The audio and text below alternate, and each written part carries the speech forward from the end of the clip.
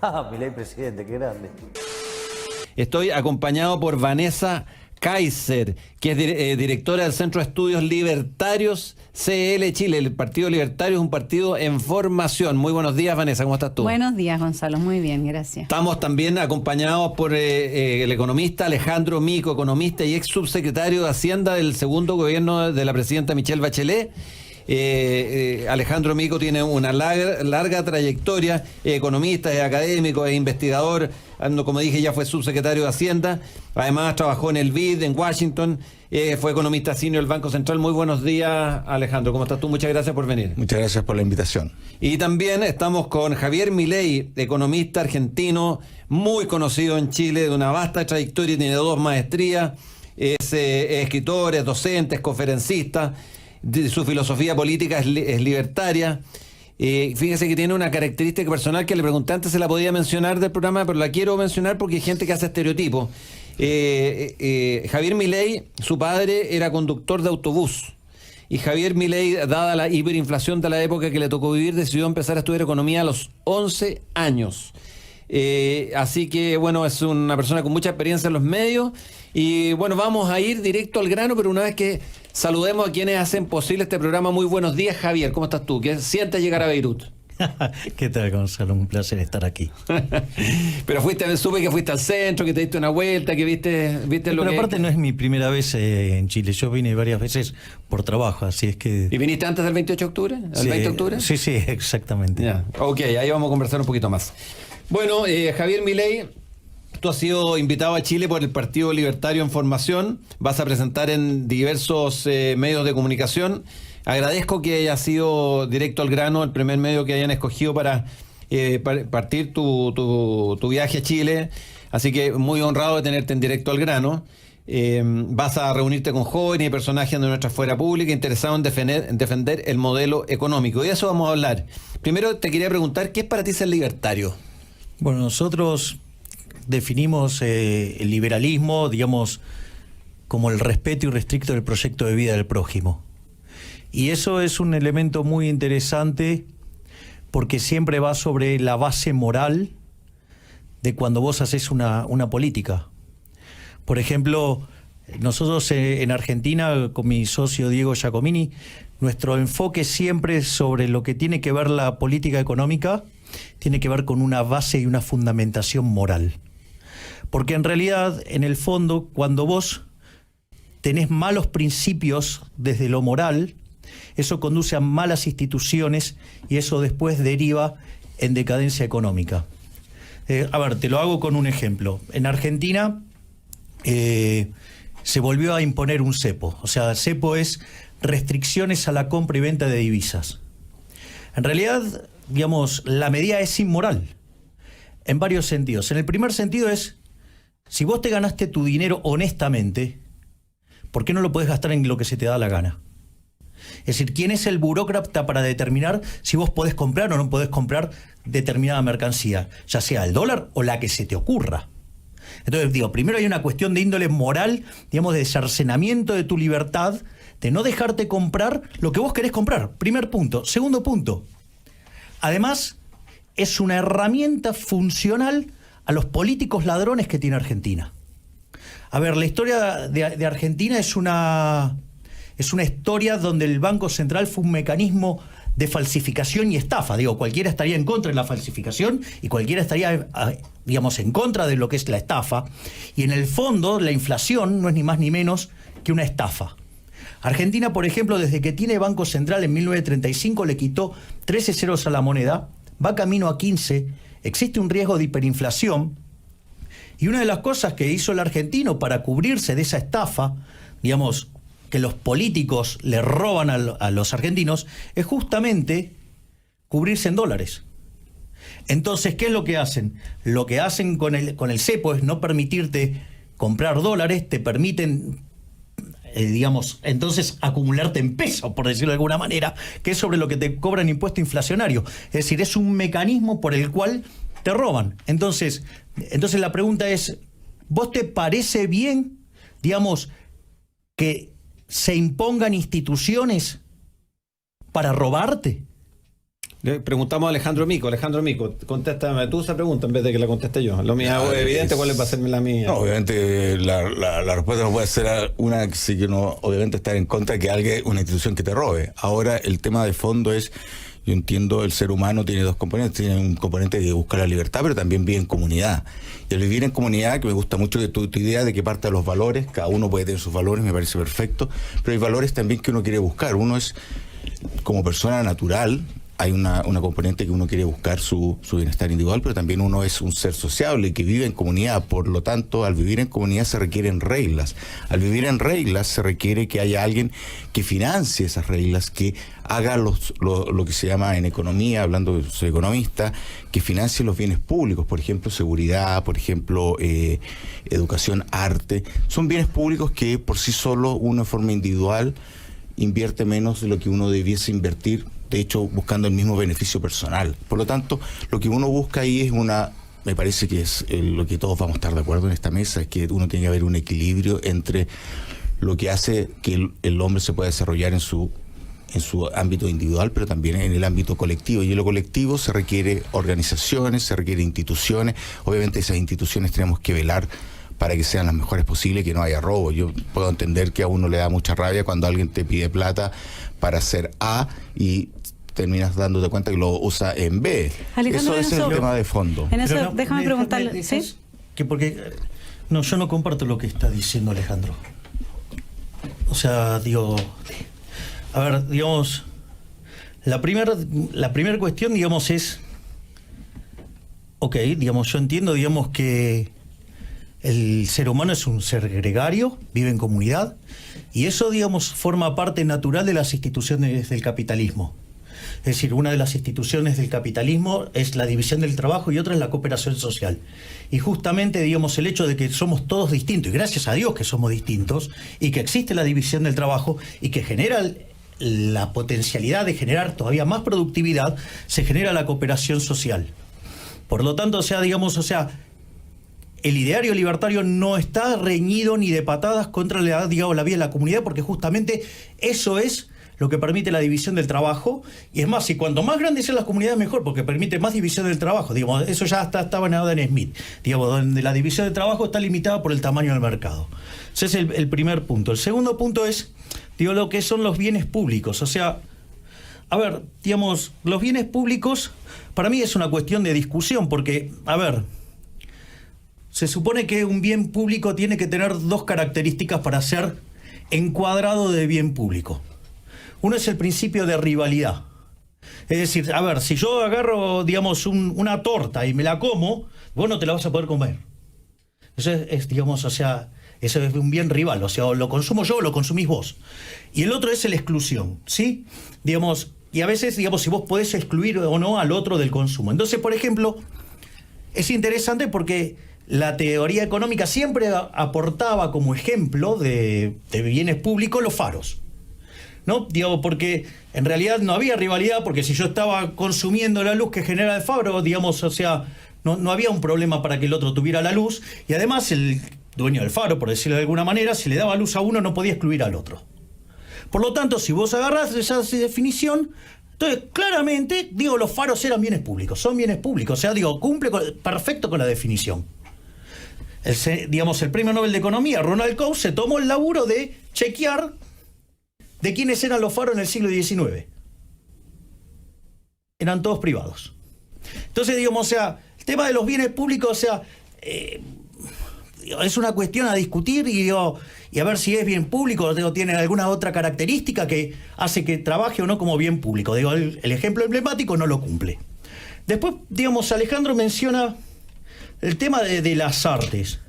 Digo, a ver, digo, para definirlo con bien público, digo, ¿quién es el dueño del dedo que dice que los que estás viendo está mal? Digo, porque, a ver, a mí de repente me puede gustar Dalí y, no sé, puedo decir que Picasso es horrible. Entonces, digamos, va a haber alguien que coactivamente va a estar sacando recursos, ¿sí?, para financiar lo que él considera que es arte, con lo cual, digamos, me parece extremadamente violento. Aparte, digamos, ¿quién soy yo para determinar desde la poltrona, utilizando un mecanismo coactivo de financiación, sí, para estar financiando lo que yo considero que es arte, cuando el mercado no lo validó? Es decir, a ver, si el mercado lo hubiera validado, definitivamente existiría, y si no, no existe. Entonces, en el fondo, estoy decidiendo subsidiar a alguien con la plata de otro que claramente no quería usar esa plata en eso, porque si no, no existiría. Ese es uno de los puntos. El otro tema es tema de la educación. O sea, pero Javier, tengo una pregunta ahí, porque quiero preguntarle a Alejandro, amigo Alejandro, aquí hay una guerra ideológica. No es una guerra ideológica. No, en Chile. Okay. En torno a la desigualdad hay una concepción ideológica que en torno a que Chile no ha progresado, que no fueron 30 pesos, fueron 30 años, donde Chile evidentemente progresó, las cifras fueron todas buenas, tú participaste del gobierno, pero seguimos poniendo como en contra del modelo de sociedad que tenemos, la desigualdad, la distribución del ingreso, la acumulación de capital, como los grandes problemas de nuestro modelo económico. ¿Tú estás en esa línea? No, sí, quizás no sé si a los... estaban echando cosas muy detalles, muy de filosofía y de economía básica. Un ejemplo simplemente. Yo no sé si las Fuerzas Armadas en alguna parte son privadas y me vas a poner la seguridad pública cuando hay en las comunas, porque el Estado dejó de funcionar bien y se quiere. Ahí viene, pero vamos más allá de eso, porque creo, pero bueno. Bueno, digo, pero no todos los libertarios son anarquistas, digamos, estamos los minarquistas. No, pero estoy diciendo que eso es un bien público que se provee por, en esencia, el ejemplo, los Estados nacen para que haya orden, y los órdenes se financian con pero está bien, estoy de acuerdo con eso, pero a ver, dejémoslo responder y de ahí yo le hago pero a ver, el minarquismo es una posición que considera que el Estado sí se utiliza para los temas de seguridad y justicia, o sea, digo, por lo tanto, o sea, el público, eso, pero más allá de... Pero ese sería el contraejemplo de Alejandro, el ejemplo que diste tú, en el fondo iba por ese lado. Ahora mi pregunta es otra.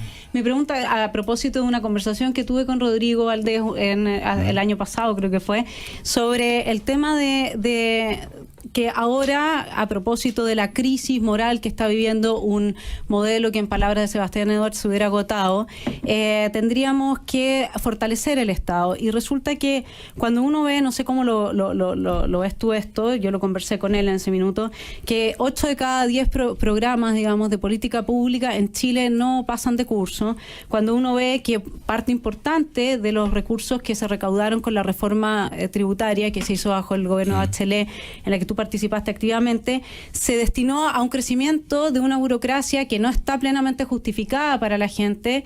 Entonces, cuando tú decías, claro, a uno le da rabia que le quiten recursos para, en vez de la provisión, por ejemplo, de carabineros que fuesen súper eficientes, estuviesen en la primera línea de cómo manejar conflictos y contener conflictos, nosotros no tenemos eso. Hoy día lo que tenemos, de alguna manera, es una extracción de recursos que van a un Estado extremadamente capturado, ineficiente. Entonces la pregunta es, ¿de dónde viene la solución, digamos? A ver, dos cosas. Yo, primero de contestarte a ti, yo creo que el país avanzó mucho, creo que el país, sin duda, la gente que salió de la pobreza, está mucho mejor de la que no está ahora, y por lo tanto creo que se avanzó como país, y lo que se está buscando ahora es atacar otro problema que la sociedad sigue manteniendo, que se avanzó menos que en pobreza, salud, educación, carreteras, que fue el tema de la desigualdad, y eso es un tema que hoy día está como explotando, y creo que es un tema que tenemos que abordar de alguna forma, y en eso creo que no cabe otra cosa que escuchar la cantidad de gente que hay en una posición que no solamente es igualdad, es injusticia, acceso a la justicia formal. Entonces hay una serie de temas que tenemos que hacernos cargo. Los 30 años pasados fueron perdidos para nada, creo que fue una situación donde mucha gente... yo me hice economista, de hecho, por un tema bastante particular. Yo soy de Concepción, una ciudad que fue muy afectada por la crisis del 82, una cosa media arcaica, y que había mucha gente pobre pidiendo dinero, y eso se logró evitar en fuerte medida. Es que hay que avanzar más, hay que avanzar más. Tú querías hacer una pregunta, Vanessa. Sí, a mí me llama mucho la atención esta situación de que hay una gran denuncia en contra del Estado, en contra de los políticos.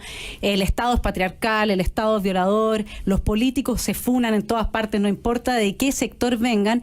Y sin embargo, cuando se habla de cambiar el modelo, se habla de fortalecer el Estado y el poder político.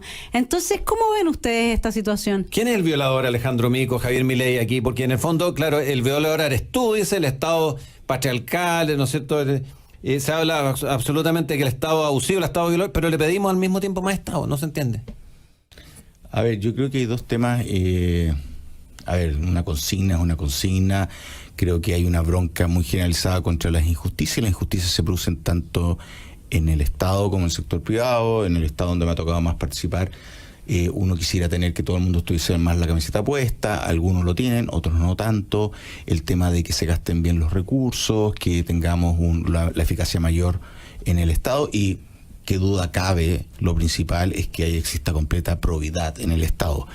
Si eso no se cumple, uno podría decir, con lo que está de moda, ahí está el violador. No sé, ahí está quizás el ladrón, el que no cumple bien su pega, como también la colusión es una forma de robar, como también el tema de las coimas para el sector Pero lo curioso es privado. que ustedes están a favor de más Estado, que es el violador y es el abusador, y están en contra de menos privado. Entonces, me gustaría que esa Yo parte... no sé si tú estás aquí como dirigiendo o tomando posición. No, yo meto, escucha, no meto, es pero como tú, raro, cuando te es digo a como ti, raro te digo esto. tu sector, no. Es que tú no habéis participado en este programa, yo soy conductor y panelista a la vez. Ya. Entonces, lo que te Entonces, quiero preguntar es, estoy en invitado. definitiva, el sector en el que tú participas, Sí. defiende más Estado, y justamente hay una crítica que el Estado es el abusador, que el Estado es el violador, pero sin embargo defienden más Estado. Javier Milei, ¿pasa lo mismo en Argentina? A ver, vamos a ordenar los tantos. La causa del feminismo, ¿sí? La causa del feminismo como causa, los primeros en levantar esa causa fueron los liberales.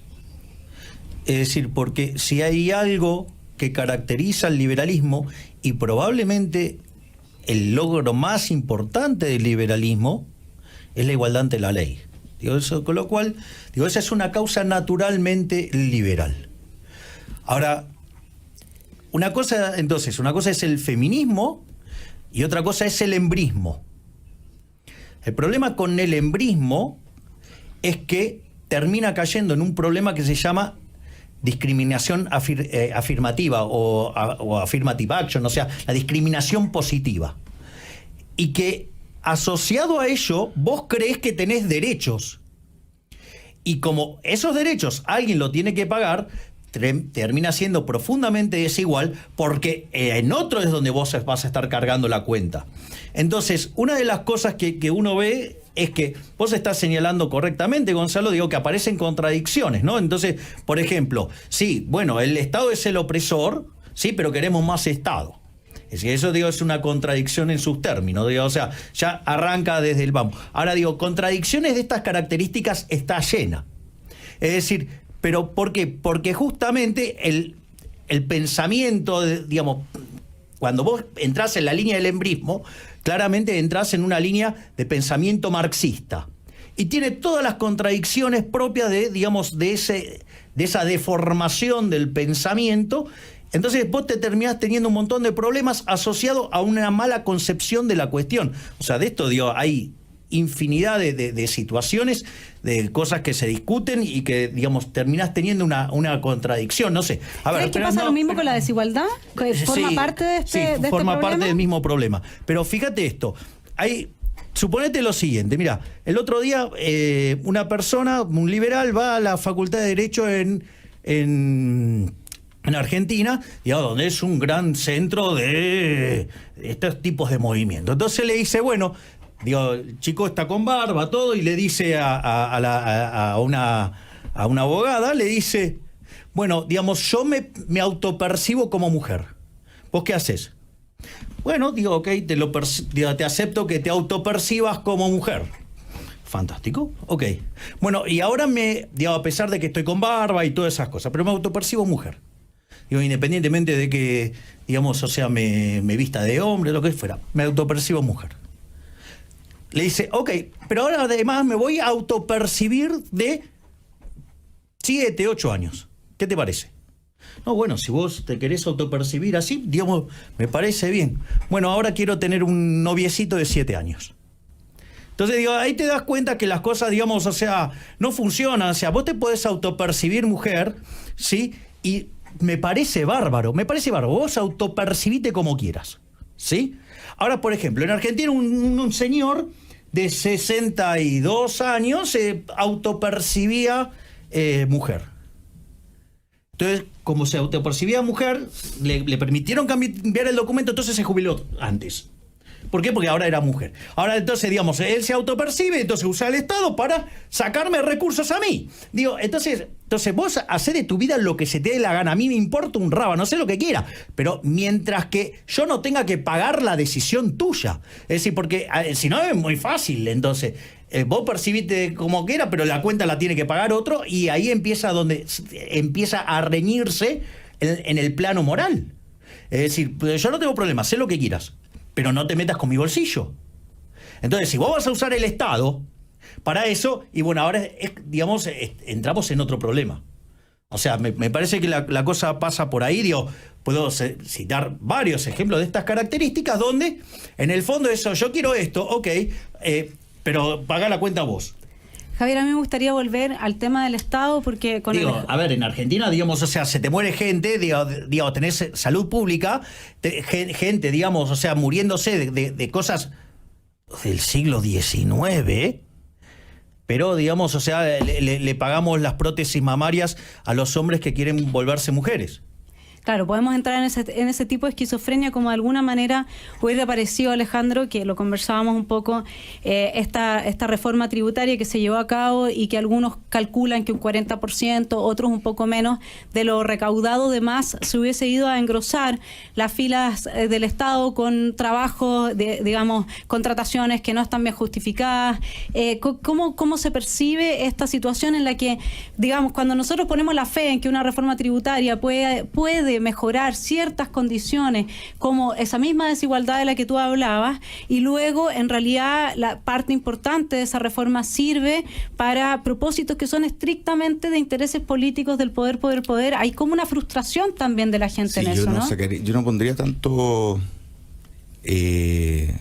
apellido a las cosas, porque la verdad es que no sabemos lo que hay cosas concretas. Se hizo una reforma para financiar el tema educacional, se aumentó la cobertura en educación básica, se aumentó sobre todo en jardines, el tema de la gratuidad en ciencia universitaria, se aumentó el tema en salud fuertemente, se hicieron más hospitales como nunca nos habían hecho. Entonces hay una serie de otras cosas. Yo no quiero dejar aquí la idea, sí, de que sí hay que hacer una modernización del Estado, que es otro tema. Yo aquí en ese tema no me confundo. Creo que el Estado chileno cumplió un tremendo rol en estos últimos 30 años, que permitió que este país se desarrollara, que tuviéramos reglas claras, que tuviéramos seguridad, que tuviésemos un aumento de la educación primaria, secundaria, terciaria, como nunca antes la habíamos tenido, y que ahora en un momento dado, hoy día, hay que hacerle mejoras, tenemos que modernizarlo. Se han encontrado algunos focos de corrupción que hay que atacar completamente. Yo no puedo estar más de acuerdo con eso, que no podemos. Hay un dicho que dice, si uno es social cristiano, si es socialdemócrata, no puede permitir que el Estado no sea eficiente, eficaz y no sea probo.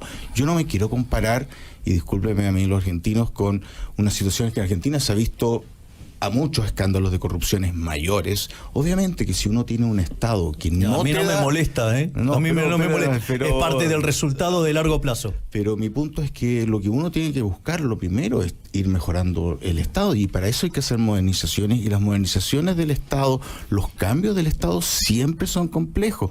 Las grandes empresas y el Estado en sí es una empresa en términos que maneja muchos recursos, mucha gente. Para hacer los cambios es extremadamente difícil. Me tocó varios ejemplos: aduana, la modernización de aduana, o la mejora en pero Alejandro, yo te quiero llevar a la situación superintendencia de casinos. No, pero me parece que está bueno lo que está planteando Alejandro, y me parece está bueno, digamos, dar la otra visión. Es decir, Alejandro, digo, sin lugar a dudas, Argentina es el país con la ineficiencia técnica del gasto público más alta del mundo, es el peor de la región, y además con los políticos más chorros del universo. Digo, eso no hay duda. Se afanan 5 puntos del PBI. Son una basura. ¿Sí? Digo, con lo cual, digo, en eso estoy de acuerdo. Ahora, digamos, pero digo, ¿qué es lo que me muestra mi experiencia a mí de ver 90 años de socialismo? O sea, porque, digamos, arrancó con poquito y de ser el país más rico del mundo somos 70 y camino a estallar y estar mucho peor. Primer argumento, no existe la idea de la eficiencia en el gasto público. No existe. Friedman decía, mira, hay 4 formas de gastar. Puedes gastar tu dinero o el de otros, lo puedes gastar en vos o en otros. ¿Cuál es la mejor forma? Gastar la tuya en vos mismo. ¿Por qué? Porque sabés lo que te costó ganarla y sabés muy bien en qué la querés gastar. Primer punto. Con lo cual, no hay mejor forma que gastar tu dinero en vos mismo. Digo, maximización del beneficio. Ahora, vos podés gastar tu dinero en otros. Ejemplo, cuando haces un regalo. Vos vas a hacer un regalo, tratás de quedar bien gastando lo menos posible. Minimizás el costo. La otra alternativa es gastar... No te voy a invitar a mi cumpleaños. No te voy a invitar a mi cumpleaños. Digamos, o sea... entonces, digamos, la otra alternativa es básicamente gastar la de otros en vos mismo. Yo siempre recuerdo, digamos, el caso de que yo viajaba mucho, por trabajo viajaba muchísimo. Entonces un día me encuentro, digamos, con otra persona que estaba en el aeropuerto. Y entonces, claro, cuando llaman, digamos, él se va de primera. Entonces me hace todo un discurso de por qué él viajaba siempre en primera y que esto y que lo otro. Tenía toda una argumentación de por qué él viajaba en primera. Claro, el problema es que yo viajaba tanto que voy y me lo encuentro en plenas vacaciones con la familia. Iba en el gallinero. Es decir, ¿por qué? Porque la otra gastaba con la del jefe. Ahí cuando tuvo que gastar con la propia... iban todos al gallinero. Es decir, ¿por qué entonces vos ahí maximizás el gasto? O sea, cuando vas a comer, no mirás digamos, el lado derecho del menú, mirá el lado izquierdo, total la cuenta la paga otro. Entonces, digamos, de eso deriva que, ¿cuál es la peor forma de gastar? Es gastar el dinero de otros en otros. O sea, ¿qué es lo más irresponsable que hay? Es decir, el Estado toma decisiones por plata que es de otros, sobre cosas que van a otros. O sea, el peor de los mundos. O sea, no sabe, digamos, o sea, y eso es muy importante. Porque en un momento, digamos, o sea, Alejandro traza la equivalencia entre el Estado y una empresa. No, esa equivalencia no existe. Porque cuando la empresa se equivoca, la pierde el empresario. Cuando el político se equivoca, la cuenta la pagamos nosotros. Entonces, digamos, no es lo mismo. No es nada, no Javier, tiene nada que ver. agregar No, 2 puntos a lo que estás diciendo. Quiero decir otra cosa. No, porque hay varias cosas acá. Como buen argentino. Ok, está bien, digo, tengo todos acepto todos mis defectos. Está bien, hombre, o sea, digo, pero me parece que hay un montón de cosas que no se pueden dejar sueltas. Y el otro tema son los impuestos. Lo que hay que entender, digamos, o sea, como elemento esencial, que los impuestos son un robo. Vos no los pagás voluntariamente, porque si los pagaras voluntariamente, digamos, no habría ningún problema. Ahora, el tema es que si vos no los pagas, vas presa. Es decir, bueno, no tenés opción, no lo pago, no, esto no me gusta. No, si no lo pagás vas preso. Es decir, esto está impuesto. O sea, digo, el término impuesto. Es más, digamos, todavía, y es más, me irrita aún muchísimo más cuando hablan de contribuyente. Digo, eso ya me parece un escándalo, porque es lo mismo que, digamos, o sea, el violador llame a la víctima novia. O sea, sería lo equivalente. O sea, digo, entonces lo que hay que entender es que los impuestos son un robo. Y obviamente después hay otras cosas. Pero Alejandro, ¿son un robo los impuestos? ¿Más Jamás, Estado o menos Estado? Jamás. A ver, pero si yo creo... La gente lo paga voluntariamente. No, por algo. Y lo pagan por la fuerza. Ah, y bueno, te lo paga por la fuerza. Pero hay una, cuando uno va... Aquí va a sonar un poquito. No, cuando uno va al impuesto interno de Estados Unidos, lo que uno ve en la Pero entrada ¿qué me importa, digamos? O sea, también en una época, digamos, existía esclavitud y hoy no existe. Es decir, digamos, si en el fondo los impuestos son una rémora de la esclavitud. ¿Puedo o sea, ¿estás a favor de la esclavitud?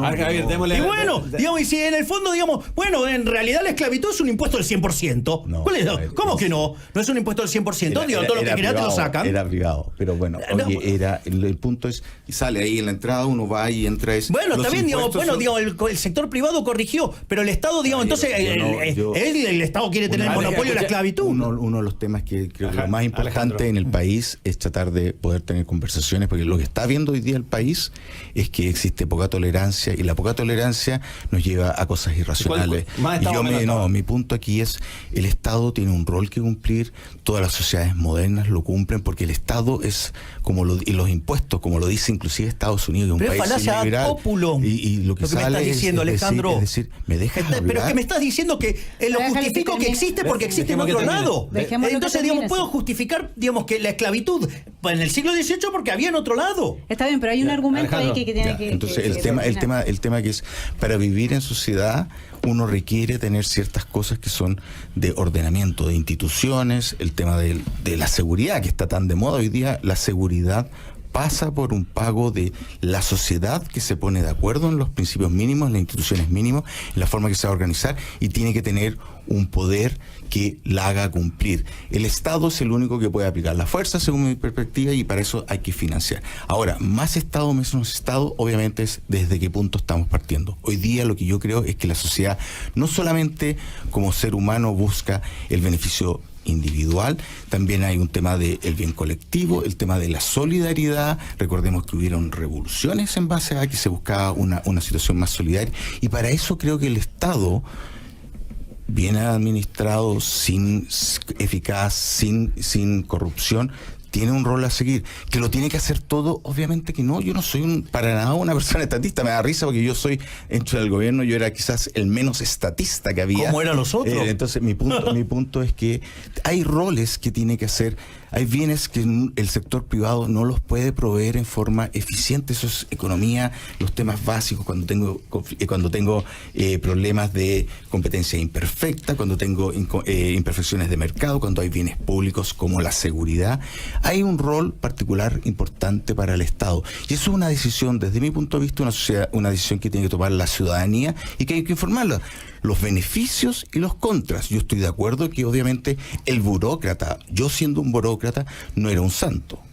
El empresario, siendo un empresario, tampoco es un santo. Entonces Sí, hay que tener ¿sabes check and qué, balance. Alejandro, eso es a mí lo que importante. me queda de cierta idea, tomando algunas cosas también de los que planteas tú, pero cierta idea que es interesante como reflexionar de lo que planteó Milei, de si es que es posible un Estado, digamos, podemos hablar de no corrupción, pero hablemos de eficacia, ¿no? Nosotros tenemos que de los 22 programas evaluados por la IPRES, 10 salieron totalmente fuera de las calificaciones, otros 10 son mediocres, y luego nos quedamos con 2 programas buenos. Uno es el alumbrado público, o sea, una cosa que realmente no cuesta mucho hacer. Y sin embargo, a pesar de que tenemos sobre un 46% de los programas evaluados que no pasan de curso, al mismo tiempo los bonos de cumplimiento que se autofijan nuestros burócratas, que no se rigen, a ellos ellos no están bajo el Código del Trabajo.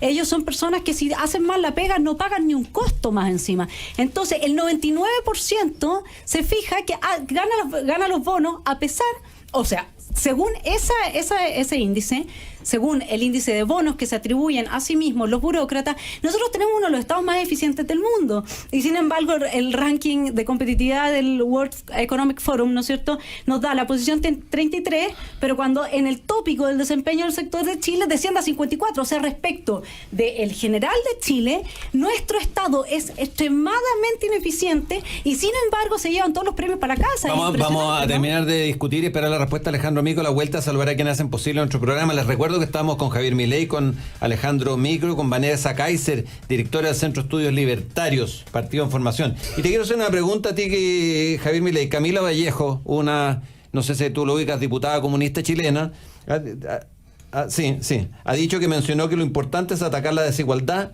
y no que la gente salga de la pobreza, porque el problema está en la extrema riqueza y no en la extrema pobreza. Bueno, digamos, lo primero que hay que entender es que si los comunistas y los socialistas supieran de economía no serían ni comunistas ni socialistas.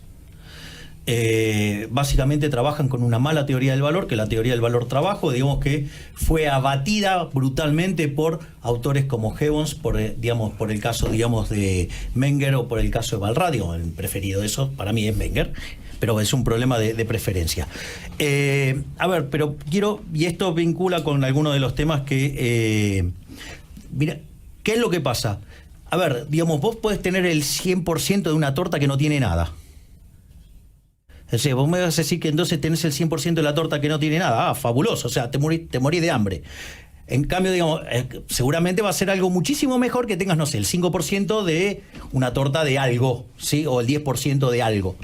Entonces, lo que no se dan cuenta es que ese tipo de pensamiento lleva a la destrucción de la torta. Es decir, primero que no existe el concepto de la torta. Sí, pues eso es una mala concepción derivada de una mala teoría económica. En realidad el mercado es un proceso de distribución dinámico. ¿Sí? Entonces, cuando vos te pones a tocar y a redistribuir el ingreso, lo que haces es afectar a los incentivos y en términos dinámicos después la torta además termina siendo más chica. En el caso de los socialistas lo que terminan haciendo es destruirlo todo.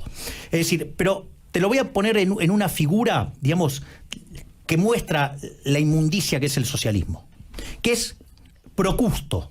Es decir, el caso de Procusto. Procusto era un tipo obsesionado por la igualdad, porque todos seamos iguales. Sería un desastre, algo que seríamos todos iguales porque, digamos, no habría división del trabajo, digamos, o sea, no habría sentido la cooperación social, sería una inmundicia al mundo, sería una guerra. Pero al margen de esa situación, fíjate el caso de Procusto. Procusto, ¿qué hacía? Invitaba a su gente a la casa. Les daba de comer, ¿sí? Y les daba alcohol, ¿para qué? Para que quedaran borrachos y quedaban tontos. Entonces, ¿qué hacía? Los invitaba a dormir. Entonces tenía una cama, Procusto. Procusto es el socialismo. ¿Qué hacía? Lo ponía en la cama. Si era demasiado alto, le cortaba las piernas y le cortaba la cabeza. Si era demasiado ancho, le cortaba los brazos. Y si era demasiado corto para la cama, lo estiraba. Es decir, con lo cual era un torturador, era un asesino. Sí, era un asesino, era un señor sangre. Sí, eso es el socialismo. ¿Por qué? Porque no hay nada más disparatado que exigir la igualdad de los que somos desiguales. Entonces, digamos, o sea, la única forma en la cual vos podés hacer eso es mediante la violencia. ¿Sí? Y digo, yo no creo que una sociedad violenta sea mejor que una sociedad que respete restrictamente el proyecto de vida del prójimo. Ahí, de hecho, fíjate esto, cuando, digamos, Alejandro habla de la solidaridad. ¿Acaso, digamos, la solidaridad tiene que ser hecha a punta de pistola? Porque cuando la hace el Estado es a punta de pistola. Es decir, la redistribución del ingreso, la justicia social es un robo y un trato desigual frente a la ley. Entonces yo quisiera saber si Alejandro está a favor del robo y del trato desigual frente a la ley. A mí me parece una inmoralidad. Ahora, si a vos te parece bien robarle a la gente para dársela al que el burócrata quiere, tenemos una diferencia de valores morales. Alejandro, Sí, tu turno. yo creo que llegar a los extremos, no quiero hablar de caricatura, obviamente. Pero ¿por qué extremos si es lo que sucede? ¿O qué es la redistribución del ingreso? Yo nunca he visto un socialista que le corte la cabeza. Ah, ¿no? ¿Cómo que no? Mirá cómo vive la gente en Cuba. Bueno, digamos, se la cortaron de otra manera. Los condenaron a la pobreza. No, mirá lo que eran los edificios. Mirá lo que eran los edificios. Sí, pero está en lo que se llama la lógica de camino de servidumbre. El libertario en esencia también escucha los argumentos. Yo entendía eso. La racionalidad está como en la esencia medio básica de esto. Entonces yo quiero escuchar. Pero ¿por qué, digamos, o sea, ¿por qué definís tu posición como la racional? No, yo no te estoy... No, pero vos anteponer la racionalidad. Hablar. ¿Acaso mi posición es irracional? Si yo la estoy justificando, si yo, digamos, te lo estoy avalando, digamos, desde la teoría económica, desde la lógica, ¿sí? Y de la evidencia empírica. Yo no te dije, tratando de hablar. Yo, a ver, el tema me fue la onda después de esta... mi punto, yo no creo que sea bueno llevar a las cosas como de caricatura, como decir que el capitalista lo único que quiere en su vida es ganar un peso más y que está dispuesto a no respetar los derechos humanos de otra persona para sacar un peso más para su bienestar. Eso no va contra la definición del liberalismo. Vos no podés ser exitoso, digamos, avanzando sobre el otro, porque es el respeto irrestricto del proyecto de vida del prójimo. No, yo no te estoy el capitalista no hace eso no es una caricatura falsa. Tú no te estoy diciendo que... Bueno, pero es una caricatura falsa. Bueno, en cambio, digamos, la simplificación mía se parece. Yo lo que quiero decir sí es que es importante, primero más allá, porque no vamos a estar...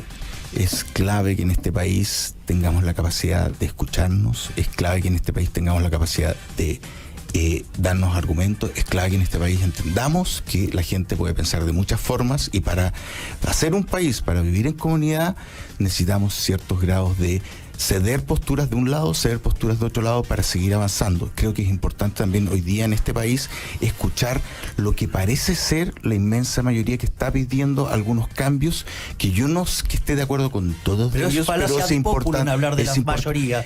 Yo creo que está bien. Yo soy democrático. ¿Sabes qué? Vamos a tener que despedir. Pero ¿sabes qué? Mussolini y Hitler también tenían plazas vivándolos. Argentina tenía Galtieri vivándolos también. O sea, y eso no quiere decir que tuvieran razón. Yo le ofrezco a Radio Agricultura que sigan con este debate en el próximo programa, pero lo que es Directo al Grano tiene que terminar ahora.